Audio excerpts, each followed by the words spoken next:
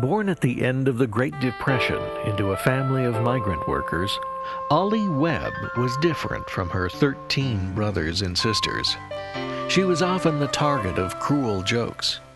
It was easy to take advantage of her. People called her retarded.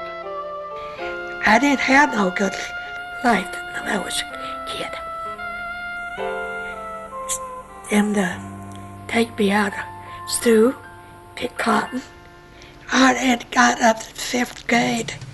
Them take me out and said, I can't learn how to do anything. Her family committed Ollie at age 19 to the Beatrice State Developmental Center.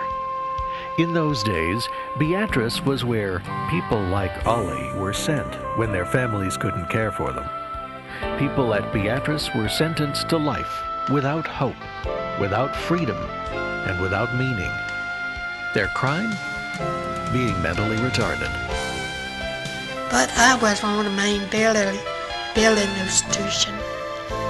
I was taking care of little babies, wallop babies, boo babies, and everything else.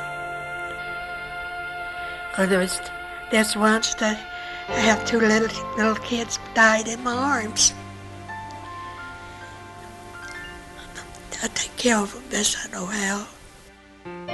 In the 1950s, a movement began to end the widespread practice of incarcerating people in large institutions because they were retarded.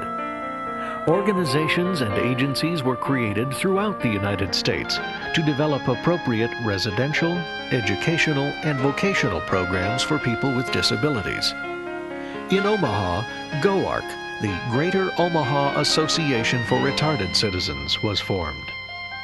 Eventually, laws were written to ensure equal opportunity for people with handicaps.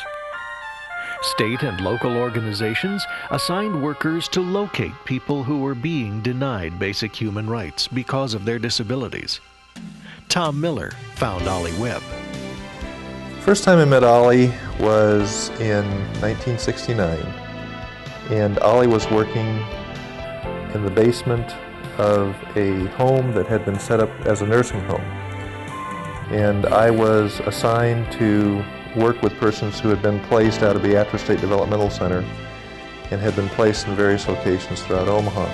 I was able to find a friend of mine, Betty Wozner was her name, and Betty agreed to live with Ollie and a couple other women, and she helped them by taking them to the store for grocery shopping and teaching them how to cook. Those cooking classes led to a job Ollie held for 17 years, a job with competitive pay and decent hours. The field club. And I work out there. It's 17 years. And I make salads, and I make sandwiches, make soup, do the wash pots, pans, you name it, I've done it out there, the field. One time they've come in, the horse said, I'm going to take you off of salads. I said, why? 'Cause you can't read. I said, it make no difference. You can make salads and sandwiches and everything else. I said, it make no damn difference. I said, I worked on 8 years making sandwiches. Well, the field club behind me. Here and went. Bye-bye. Nice day. My life now is better. Cause I have got people standing behind me. They push me going down the road right way to do things. Forced to retire by a heart attack, Ollie still leads a full and productive life. She has a good relationship with her daughter Nancy, who also lived at Beatrice for a time. Ollie owns her own home and through the years has had boarders. She has many friends and an active volunteer life. Ollie has traveled as far as England to encourage self-advocacy in people with disabilities. She is an outspoken advocate. I say you can make up your cockpit mind. You can do anything. Speak out. That's what we trying to do. All of us. Ollie's family had few choices in trying to find a place for her in the world they knew. Jean Sigler, executive director of the organization that was formerly GOARC, comments, her story is so unique.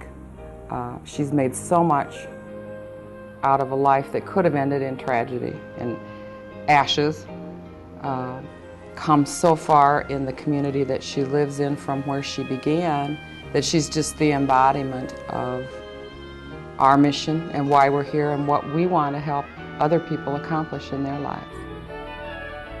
When you have a child with a disability, immediately you are faced with needing to deal with a maze of services and systems that are not and never have been a part of your life before. You have no idea where to go for help, what kind of help you even need. Our organization provides parents with that kind of information that they need to get the best possible services they can for their son or daughter. When you have this kind of help, it isn't quite so overwhelming to think of providing support to your child all the way through their adult years, because there's somebody and something there to back you up. This then is why, when it came time to leave that sad word retarded to history, the Greater Omaha Association for Retarded Citizens was renamed the Ollie Webb Center, to remind us that people should be known by their names and accomplishments, not by their disabilities. I ain't different to you. I'm the same as like you. I got a name. And I want y'all call me by my name. My name is Ollie Webb.